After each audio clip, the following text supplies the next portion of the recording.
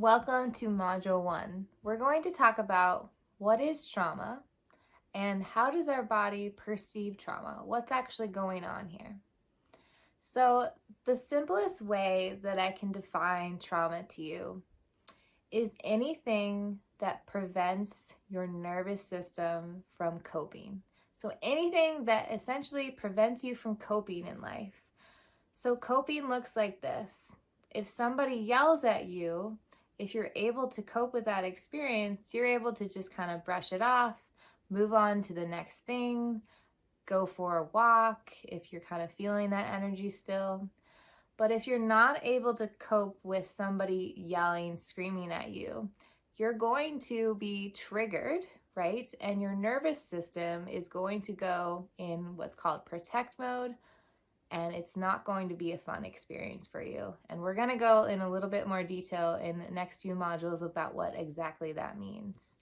And so another part, a way of explaining trauma, is anything that prevents your nervous system from reaching safety. Because safety is the sweet spot of where we all want to be. We're going to talk more in depth in Module 2 about safety. But safety basically means that your autonomic nervous system has reached equilibrium, has reached a state of regulation. Now, what happens is that stress and chronic trauma basically throughout your life creates a system that wants to protect itself. So trauma can be very, very small, or it can be very big. There's no exact way to say that your trauma could be different from my trauma. And what I mean by that is that we could have the exact same experience, you and I. Let's say we witness something kind of scary, and I might not be able to cope with that experience. And so my system interprets that as a threat, and that we automatically need to go into protect mode. So we are going to be what's called dysregulated. And that's going to manifest in so many ways that you might be feeling in this moment or through your lifetime. Now, in that moment, you might have been able to cope with that experience. And because you were able to cope with that experience, and I call it ride that wave, you are able to still move through life, and that in that impact that scenario didn't impact you so much. And that's really key. So I think that a lot of us get stuck in this comparison trap. I see it all the time. I see it in my family. I see it with my clients. I see it with people all around me. We compare ourselves. We say, well, my childhood or my ex, whatever it is, that thing that you're saying, wasn't as bad. My experience doing this work wasn't as bad, so that means I am invalidating my own experience. And a lot of that happens because we don't actually grow up as children. We don't grow up with caregivers that validate our own needs. That means also validating our experiences, how we actually feel, what our body is interpreting in the situation. And if we don't have caregivers to nurture, to help us feel safe, and to let us know that we can have what we need in this life, then we don't give that to ourselves. We don't give ourselves what we need. And then we do things like comparison traps, and we continually suppress, compartmentalize, and do all these unhealthy coping skills to compress what has actually traumatized us.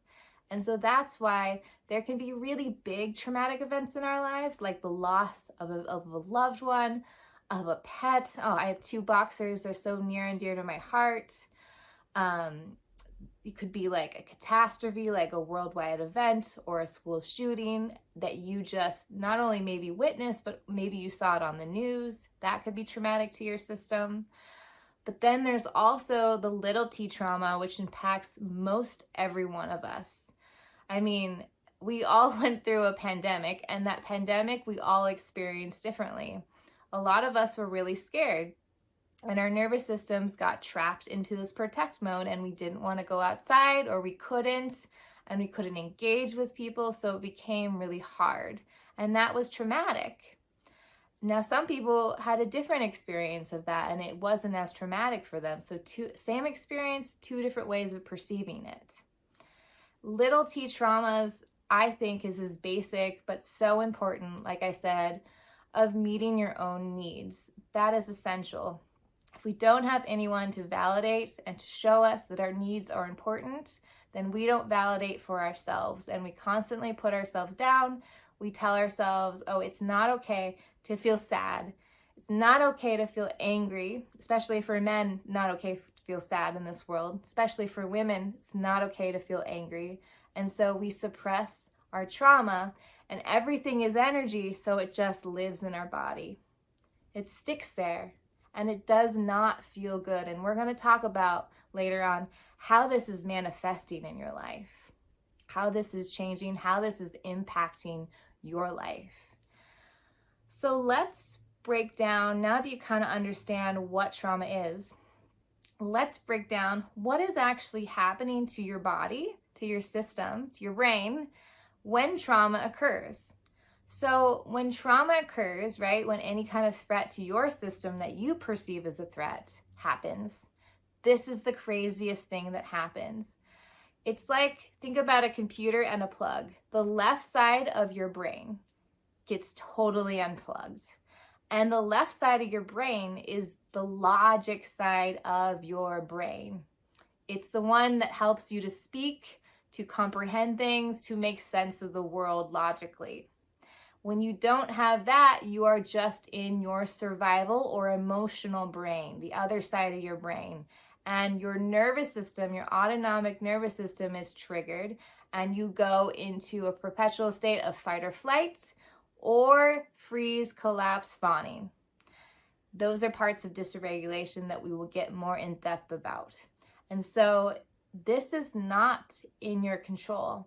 And I have worked with so many people who have told me how ashamed, how guilty they feel, how embarrassed basically that they feel that they went into a freeze kind of state where they just couldn't move, right? This can happen with victims of any sexual assault, any type of abuse, or, they wanted to run away, but they totally froze. And so they blamed themselves for the response, defense mechanism that just popped out.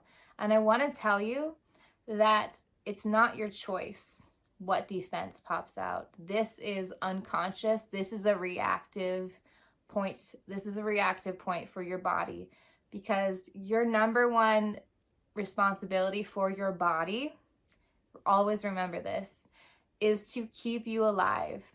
And so a lot of us are attuned to seeing threats in this world, and they might not essentially be real threats, but they feel real to your body because of the experiences that you've had that have told your body that you are not safe.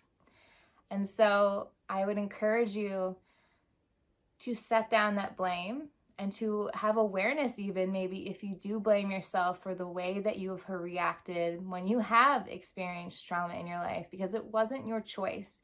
Your body was doing its best. It was just trying to keep you safe.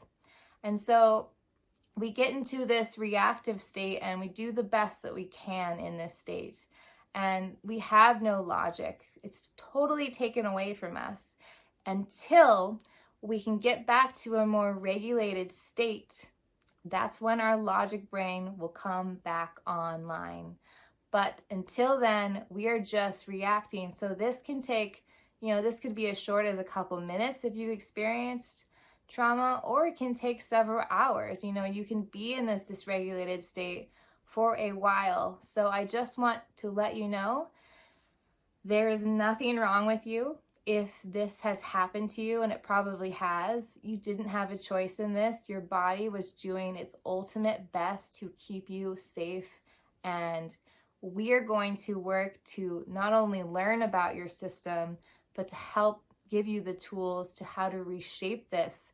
So not everything you're in your life is causing you to feel unsafe, to feel so burdened and heavy in your system.